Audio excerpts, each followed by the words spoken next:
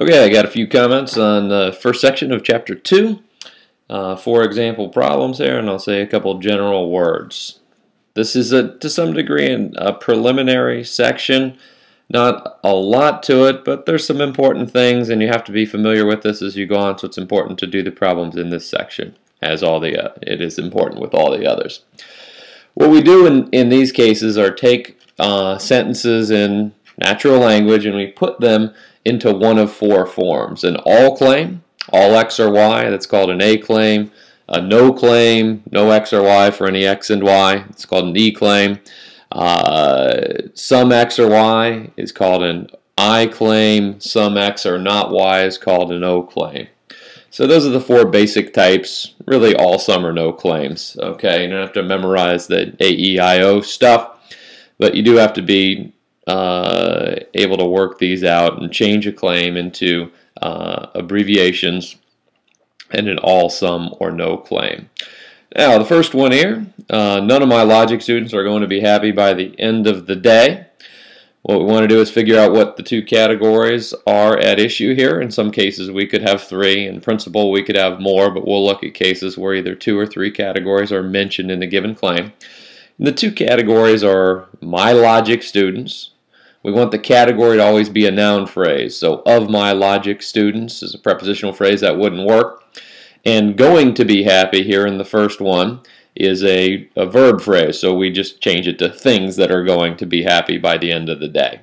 Let's go ahead and do that, write out the abbreviations, and none is like no. This is going to be an E claim. So I'm going to choose abbreviations that make sense. First letter of the description of the category is generally the best move, so I'm going to let M be my logic students.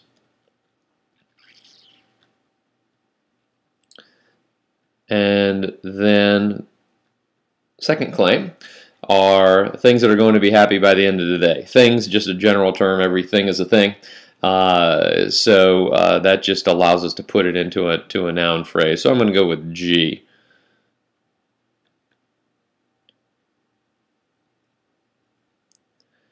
As I'm writing this out, note that, we can get lazy and just say, well, G stands for things that are going to be happy.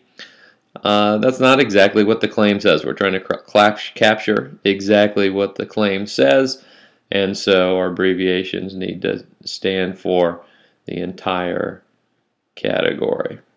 So G are things that are going to be happy by the end of the day. Have a little extra room there, okay? And then what I've said here, you got to get used to this, is no M, no of my logic students, I guess is how we say it, but the category is my logic students. No M, the my there throws things off. R, G, things that are going to be happy by the end of the day.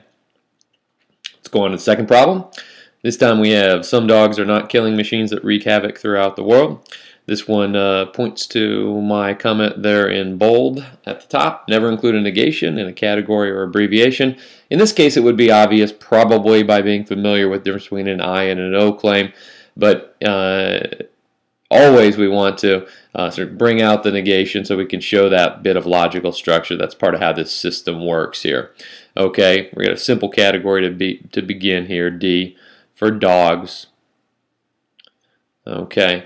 And killing machines that wreak havoc through the world, that's actually a noun phrase, so that's fine. We don't want to say non-killing machines that wreak havoc throughout the world or something like that. So we'll just say K stands for killing machines that wreak havoc throughout the world.